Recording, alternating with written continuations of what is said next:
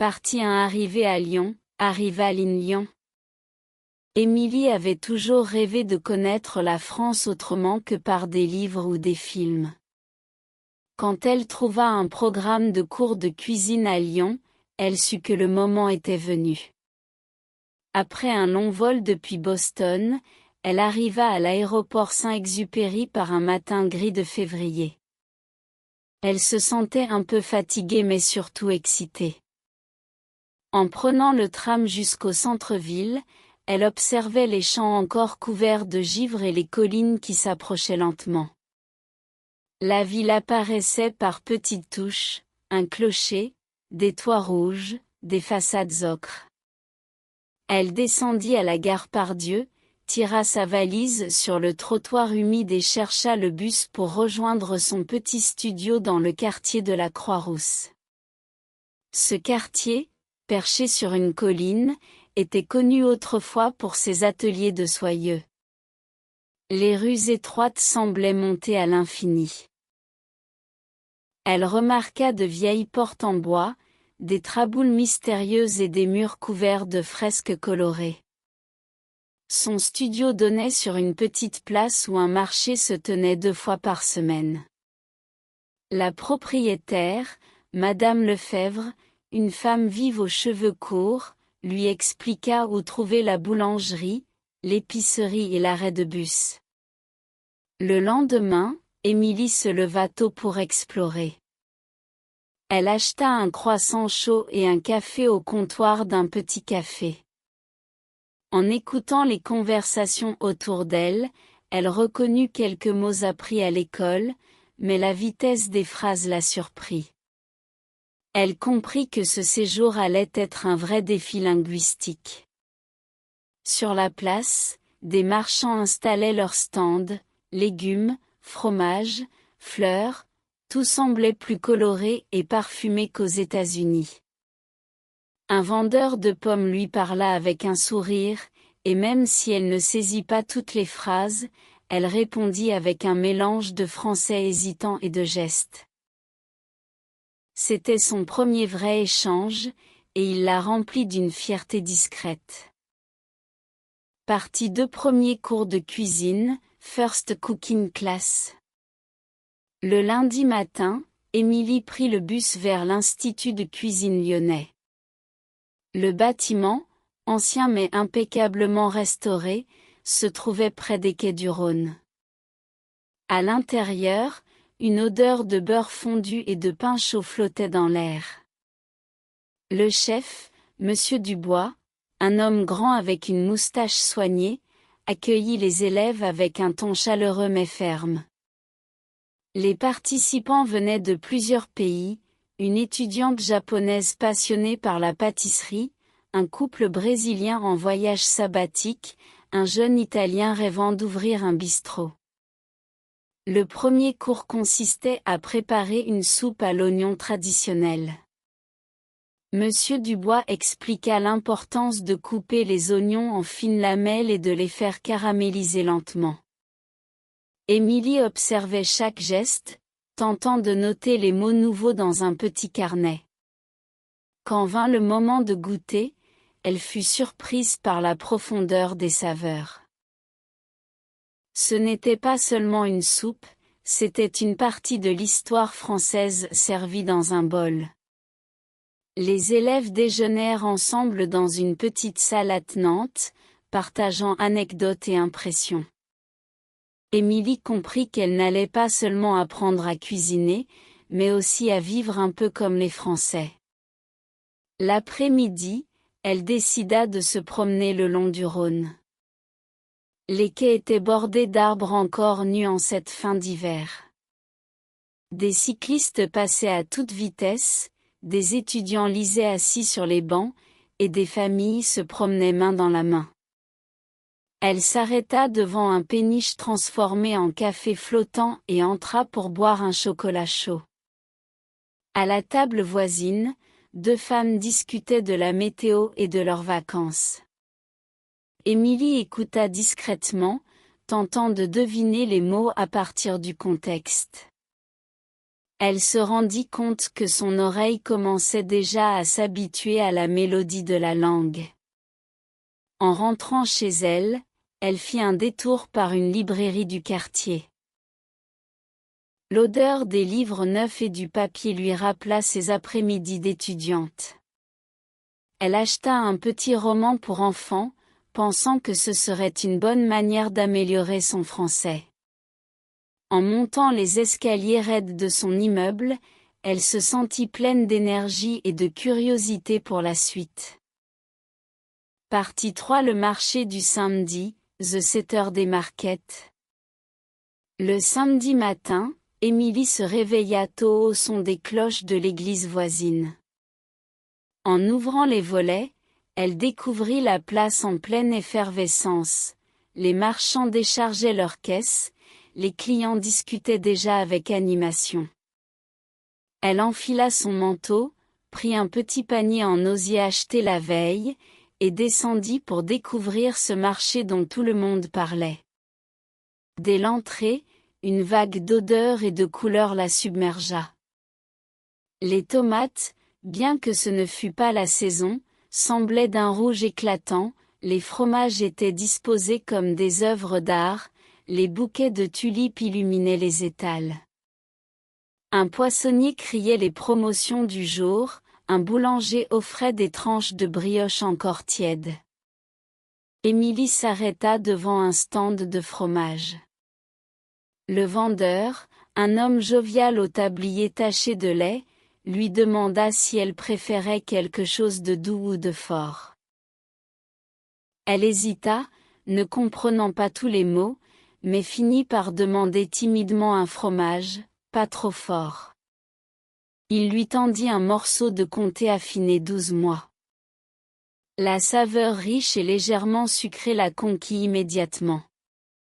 Plus loin, elle tomba sur un stand de fruits secs. La vendeuse lui expliqua que ces noix provenaient de la région de Grenoble et que les figues venaient d'un petit producteur du sud. Émilie acheta un petit sachet, se promettant de les goûter avec du fromage et du pain au dîner. En se promenant, elle croisa deux de ses camarades de cours de cuisine, le couple brésilien. Ils l'invitèrent à les rejoindre pour un café sur la terrasse d'un bar donnant sur la place. Même si l'air était encore frais, la terrasse était bondée.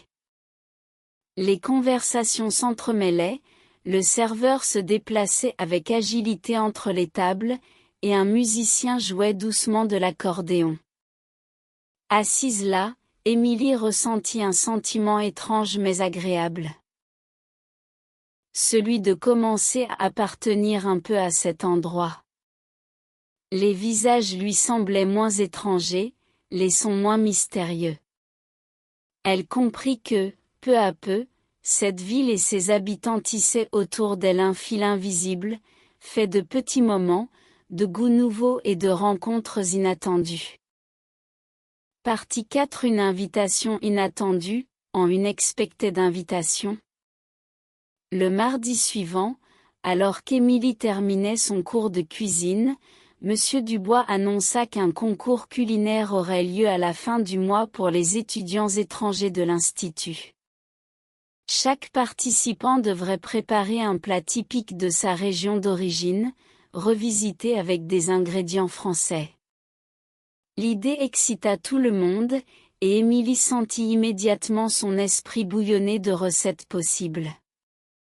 En rangeant ses affaires, elle remarqua que Camille, l'assistante du chef, s'approchait. Avec un sourire, Camille lui proposa de passer chez elle le samedi soir pour un dîner entre amis.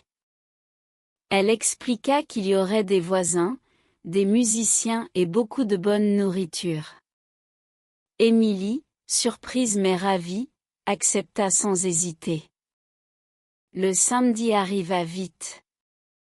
En fin d'après-midi, Émilie se rendit chez Camille, dans un appartement chaleureux du quartier Saint-Georges.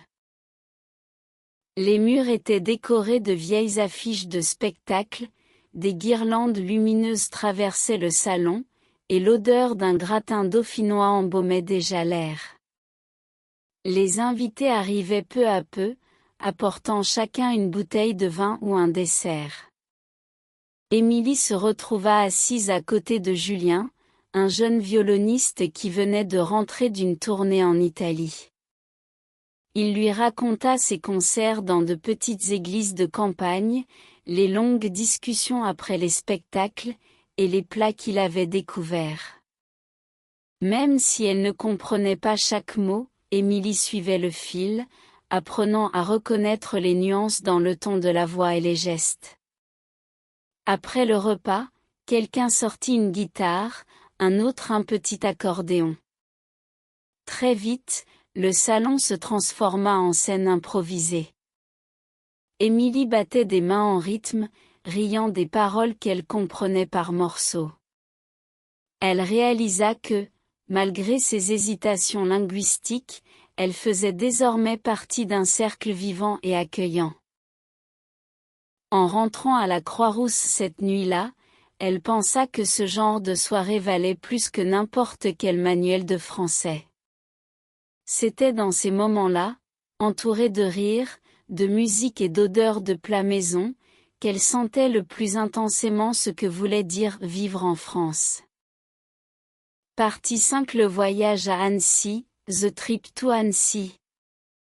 Un jeudi matin, en consultant le tableau d'affichage de l'Institut, Émilie remarqua une petite annonce, une excursion à Annecy organisée pour le week-end. Les inscriptions étaient ouvertes à tous les élèves. Annecy, le nom sonnait doux à ses oreilles, et Camille lui avait déjà parlé de cette ville surnommée la Venise des Alpes. Sans hésiter, Émilie nota son nom. Le samedi, le groupe se retrouva à la gare de Lyon-Part-Dieu. Le train glissait rapidement à travers la campagne, révélant des champs encore couverts de givre et des villages aux toits fumants. À mesure que la route approchait des montagnes, le paysage devenait plus spectaculaire, lacs miroitants, cimes enneigées, forêts sombres. En arrivant, un air frais et pur l'accueillit. Le centre historique d'Annecy était un enchevêtrement de ruelles pavées, de canaux bordés de fleurs même en hiver, et de petites boutiques colorées. Le guide expliqua que la ville avait été une place stratégique au Moyen Âge et qu'elle conservait encore un charme intact. Émilie suivit le groupe vers le bord du lac. La surface turquoise reflétait les montagnes, et quelques cygnes glissaient lentement. Elle se sentit minuscule devant cette beauté, mais aussi incroyablement vivante. Pour le déjeuner, ils s'installèrent dans un petit restaurant en bois. Le plat du jour était une tartiflette fumante, pommes de terre, lardons, oignons et reblochons fondants. C'était simple et riche, le genre de plat qui réchauffe l'âme autant que l'estomac. Après le repas, chacun eut quartier libre. Émilie se promena seule, prenant des photos et s'arrêtant dans une librairie ancienne où l'odeur du papier vieilli se mêlait au parfum de cire. Le propriétaire, un vieil homme aux lunettes rondes, lui parla longuement des écrivains savoyards. Elle comprit seulement la moitié, mais elle appréciait ce moment suspendu, hors du temps. En fin d'après-midi, le groupe reprit le train vers Lyon.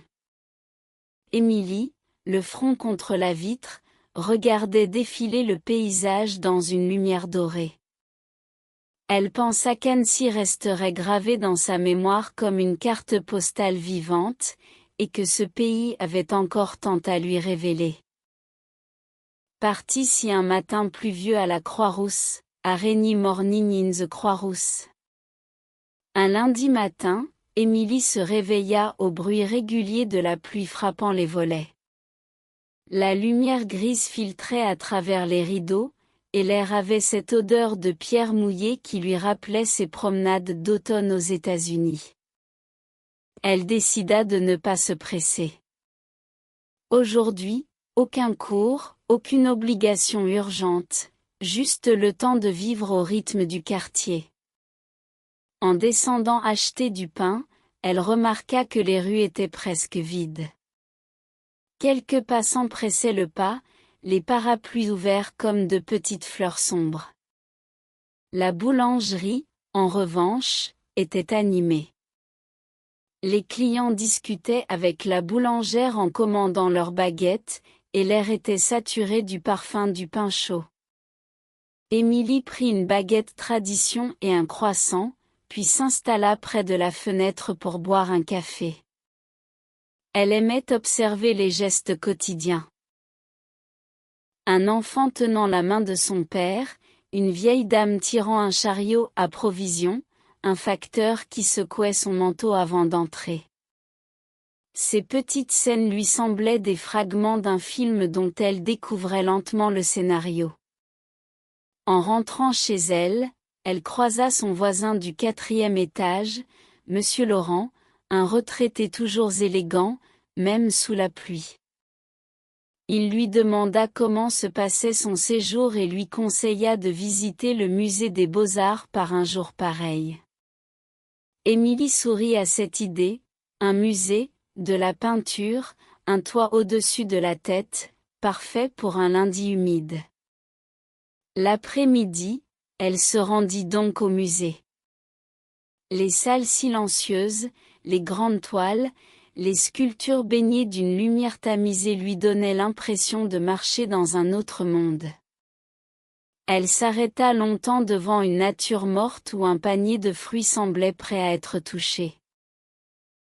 Elle nota que, même dans l'art, la France semblait avoir un talent particulier pour rendre la nourriture belle.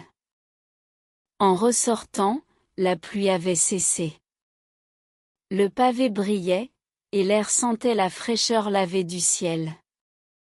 Émilie rentra tranquillement, la baguette du matin presque finie, son carnet rempli de croquis et de notes. Elle avait l'impression que même un jour gris pouvait devenir lumineux ici. Partie 7. Le marché du samedi, The Saturday Market.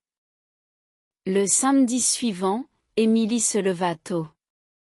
La lumière dorée du matin traversait les rideaux, et dans la rue montait déjà le bruit du marché hebdomadaire. Elle enfila rapidement un pull, prit un sac en toile et descendit les escaliers. Sur la place, les étals s'alignaient comme des taches de couleurs vives. Les marchands appelaient les passants, vantant la fraîcheur de leurs produits. Il y avait des montagnes de fromage crémeux, des saucissons suspendus, des paniers débordant de pommes et de poires. Les parfums se mêlaient, herbes fraîches, miel, pain encore tiède. Émilie s'arrêta devant un stand de légumes. Une vieille dame aux yeux pétillants lui expliqua comment cuisiner un gratin de courgettes à la provençale. Émilie écoutait attentivement, notant mentalement chaque étape, même si certains mots lui échappaient. Plus loin, elle découvrit un stand d'huîtres. Le vendeur ouvrait les coquilles avec une rapidité impressionnante, et des clients mangeaient sur place, accompagnant le tout d'un verre de vin blanc. Émilie n'avait jamais goûté d'huîtres fraîches et hésita un instant. Finalement, elle en prit une. Le goût salin, presque sauvage, la surprit mais lui plut. Elle continua à se promener, croisant des familles, des couples âgés, des étudiants, chacun avec son panier plein. Ce marché lui donnait l'impression de participer à une danse collective où chacun jouait son rôle. En repartant, son sac pesait un peu plus, tomates, fromage de chèvre, un petit bouquet de lavande séchée. En remontant la rue, elle se dit que ces samedis matins deviendraient une habitude précieuse, un rituel qui ancrerait encore plus sa vie ici. Partie 8. Une invitation inattendue, en une expected invitation. Un mercredi après-midi, Alors qu'Émilie corrigeait ses devoirs de français dans un petit café, Camille entra par hasard. Elle ne s'était pas vue depuis la sortie à Annecy. Après quelques échanges sur leurs cours respectifs, Camille demanda à Émilie ce qu'elle faisait le week-end prochain. Sans trop réfléchir, Émilie répondit qu'elle n'avait rien de prévu. Camille lui expliqua alors que ses parents organisaient un déjeuner familial à la campagne, dans leur maison près de Mâcon, et qu'ils seraient heureux de rencontrer l'Américaine dont elle parlait tout le temps. Émilie se sentit à la fois flattée et nerveuse. C'était une chose de commander un café en français, mais tenir une conversation entière avec une famille inconnue semblait un défi bien plus grand. Le samedi, elles prirent un train matinal. À mesure qu'elles s'éloignaient de Lyon, le paysage devenait plus vallonné. Des vignes s'étendaient à perte de vue, et les collines portaient encore des traces dorées de l'automne. À l'arrivée, la maison des parents de Camille se dressait au milieu d'un jardin soigné, avec un grand noyer et une table en bois installée sous une tonnelle. L'air sentait la terre humide et le feu de cheminée. La mère de Camille accueillit Émilie avec chaleur, tandis que son père, un homme jovial à la moustache épaisse, lui serra la main avec énergie. Le repas commença par un apéritif, petit toast au fromage, olives, et un verre de vin blanc local. Émilie observait les gestes, écoutait les conversations rapides, tentant de capter le sens général. Quand elle ne comprenait pas un mot, elle souriait et notait mentalement la sonorité. Après plusieurs plats dont un poulet rôti avec des herbes du jardin et un plateau de fromage impressionnant, la conversation se fit plus lente, presque paresseuse. Émilie se surprit à répondre plus spontanément, sans trop craindre les fautes. En fin d'après-midi, avant de repartir, la mère de Camille lui glissa qu'elle serait toujours la bienvenue. Sur le chemin du retour, Émilie se dit que, peut-être, la langue se maîtrisait autant avec le cœur qu'avec la grammaire. Partie 9. La colline de Fourvière au crépuscule, The Fourvière Hill at Dusk. Un dimanche d'hiver, Émilie décida de monter à la colline de Fourvière pour voir Lyon d'en haut. La journée avait été froide mais ensoleillée, et le ciel commençait à se teinter d'orange et de violet. Elle prit le funiculaire depuis le vieux Lyon, écoutant le grincement régulier des rails et observant les façades anciennes défiler lentement. En sortant de la station, la basilique de Fourvière apparut, majestueuse, avec ses tours blanches se découpant sur le ciel. Émilie marcha jusqu'à la terrasse panoramique. Sous ses yeux, la ville s'étendait comme une carte vivante. Le Rhône et la Saône scintillaient, les toits rouges se coloraient d'ombre, et au loin les Alpes se devinaient, pâles et enneigées. Un couple âgé à côté d'elle discutait doucement, évoquant leurs souvenirs d'enfance dans le quartier. Émilie écoutait distraitement, tentant de comprendre chaque mot, mais se laissait surtout envahir par l'atmosphère paisible. Elle entra ensuite dans la basilique.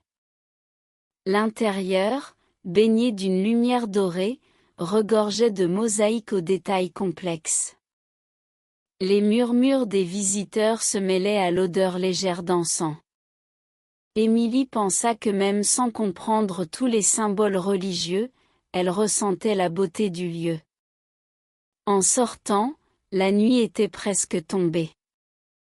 La ville s'illuminait peu à peu, comme si quelqu'un allumait des bougies géantes.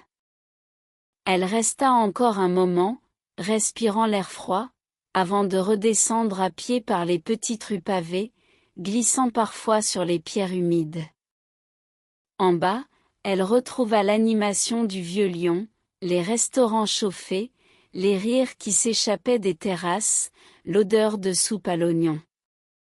Elle se dit qu'elle aimait autant les grandes vues que les petits détails, et que Lyon lui offrait les deux dans la même journée. Partie dit la première chute de neige, The First Snowfall. En décembre, un matin, Émilie fut réveillée par un silence inhabituel. Elle se leva, ouvrit les volets et resta immobile, toute la rue était recouverte d'une fine couche de neige blanche. Les voitures, les toits et même les branches des arbres semblaient figées dans un tableau d'hiver. En descendant dans la rue, elle sentit le crissement de la neige sous ses bottes. L'air était glacé mais incroyablement pur. Les passants marchaient plus lentement, certains avec des écharpes qui leur couvraient presque tout le visage. Elle décida de traverser la ville à pied pour se rendre à son cours, plutôt que de prendre le métro. Sur la place Bellecour, la grande statue était coiffée d'un chapeau blanc, et des enfants lançaient des boules de neige en riant. Émilie observa deux petites filles qui construisaient un bonhomme de neige et se demanda comment exprimer en français toutes les étapes pour en faire un. En arrivant à l'école, ses camarades discutaient avec animation. Ils comparaient leurs villes d'origine, certains venaient de pays où la neige était rare, d'autres en avaient chaque hiver. Quand ce fut son tour de parler, Émilie raconta que, chez elle aux États-Unis, la neige pouvait parfois atteindre 1 mètre et immobiliser toute la ville. Les Français semblaient surpris et un peu impressionnés. À la fin des cours, elle fit un détour par les quais du Rhône. La rivière coulait lentement, et les quais, presque vides, offraient une vue silencieuse et apaisante. Émilie pensa que cette première neige, douce et discrète, marquait un nouveau chapitre de son année en France.